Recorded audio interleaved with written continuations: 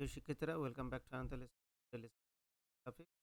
যারা ক্লাস 9, 10 এবং এসএসসি পরীক্ষাতে আছো তাদের জন্য খুবই গুরুত্বপূর্ণ একটা item.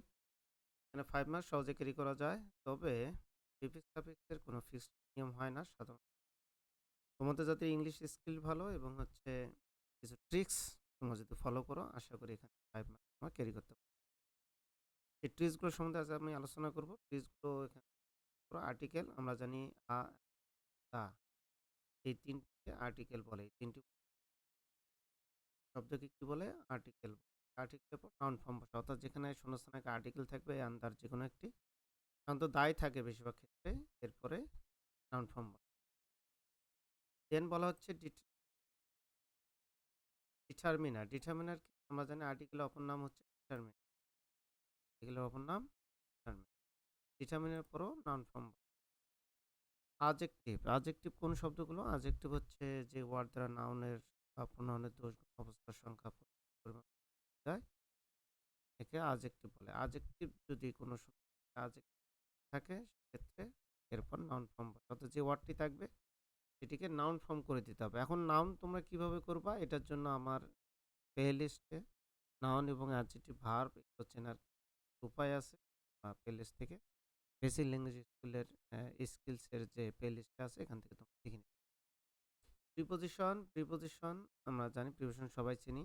In, about, for, from, by, এগুলো সব হচ্ছে প্রিপোজিশন। এই প্রিপোজিশন যদি কোথাও থাকে এরপর নাউন ফর্ম বসে। তবে মনে রাখবা, টু যদি কোথায় থাকে, টু এর পর সবসময় ভি1 বা বেস ফর্ম বসে। বা চেন রুল বলা হচ্ছে বাক্যের শুরুতে বা শেষে, দেখা যায় অনেক সেন্টেন্সের বাক্যের শুরুতে বা শেষে যদি শূন্যস্থান থাকে সেখানে নাউন ফর্ম বসে, অর্থাৎ বাক্যের একটি সাবজেক্ট এবং অবজেক্ট হিসাবে সাধারণত নাউন ফর্ম বসাতে হবে।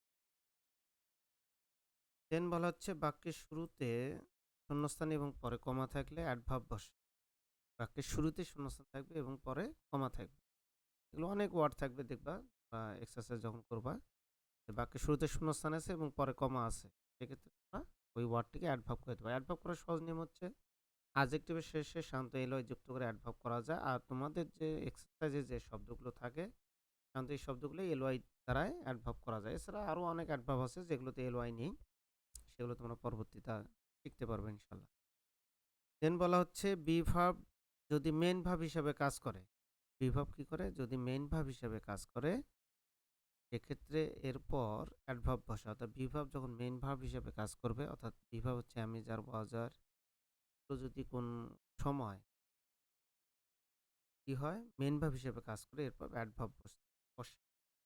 দেন বলা হচ্ছে অ্যান্ড যুক্ত সমযোজিত শব্দের ক্ষেত্রে দেখা যাচ্ছে যে অ্যান্ডের আগে এবং পরে সমযোজিত শব্দ, যেমন ব্রেড অ্যান্ড বাটার আমরা বলি অনেক সময়।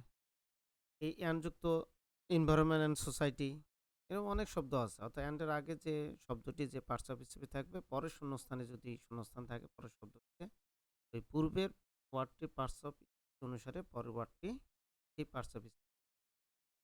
দেন বলা হচ্ছে ভার্বের পর নাউন ফর্ম বসে। ভার্ব তোমরা জানো যে ওয়ার্ড দ্বারা কোনো কিছু করা হয়, হওয়া হয়, খাওয়া হয়, এইসব ওয়ার্ড অর্থাৎ ভার্ব যখন থাকবে শূন্যস্থানের আগে, বুঝতে হবে শূন্যস্থান পরের যে শব্দটি অবশ্যই নাউন ফর্ম তোমাকে করে।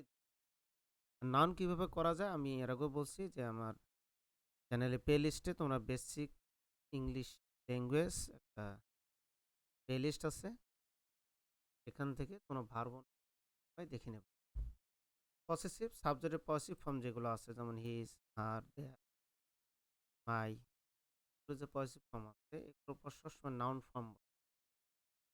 এটা হচ্ছে অ্যাডভার্ব। অ্যাডভার্বের পরে অ্যাডজেক্টিভ বসে, অর্থাৎ কোনো শূন্যস্থান আগে যদি অ্যাডভার্ব শব্দ থাকে, এলওয়াই ছাড়া কিন্তু অনেক অ্যাডভার্ব আছে। অ্যাডভার্বগুলো তোমরা আমার ওই প্লে লিস্ট থেকে দেখে নেবা।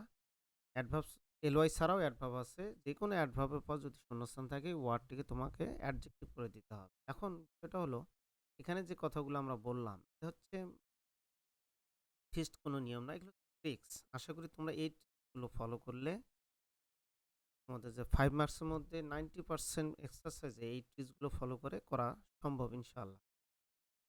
তো নেক্সট কোনো লেসনে দেখা হবে, কথা হবে ইনশাআল্লাহ।